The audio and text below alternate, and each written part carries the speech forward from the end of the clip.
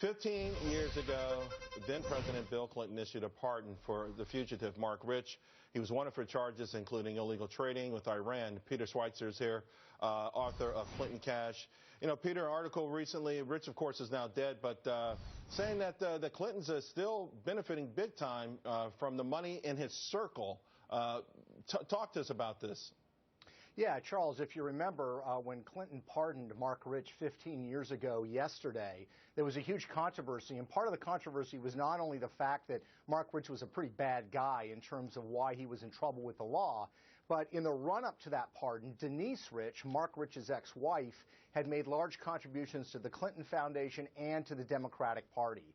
Well, what we did was go back and look at who is providing the Clintons with money now, whether that's to the Clinton Foundation or to speaking fees for Bill Clinton. And what you find is that some of Marc Rich's best friends, his lawyers, his business associates, have really sent tens of millions of dollars to the Clintons over the years. And it raises the question, were the payoffs that the Clintons received for this action not just those payments that Denise Rich made before, but the payments that are being made now? That's really the question. You know, Peter, I guess, I don't know how easy something like this would be able to prove in a legal court, but in a court of public opinion, from the very moment that this pardon was issued, it smelled bad. And now, since then, Bill Clinton has said he regrets it, but it seems like they are benefiting big time from this.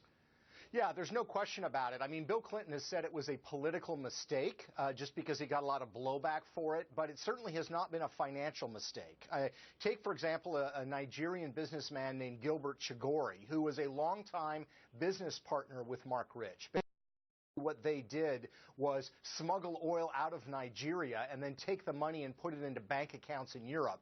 And Gilbert Chagori was actually convicted in Europe for aiding and abetting a criminal enterprise and money laundering.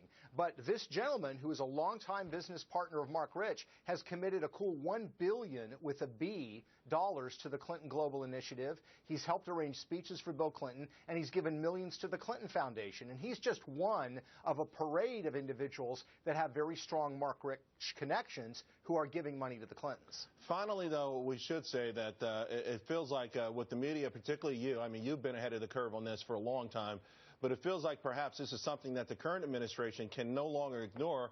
I think there are some, you know, the FBI and others are starting to look into connecting these pretty obvious dots. Yeah, I think that's right. Certainly, Catherine Herridge here at Fox has reported that the FBI has broadened its investigation not only to emails but to Clinton Foundation fundraising. And look, Charles, if you look at recent cases where public officials have been prosecuted on this sort of pay-to-play charge, whether it's Governor McDonnell in Virginia or Senator Menendez in New Jersey, I would contend the pattern of evidence is far less detailed and established as it is in the case of the Clintons. So it's going to be interesting. Prosecutions are not only just an evidence decision, but they're a political decision, so we'll see what happens. All right, thank you very much. And again, great stuff. We appreciate it.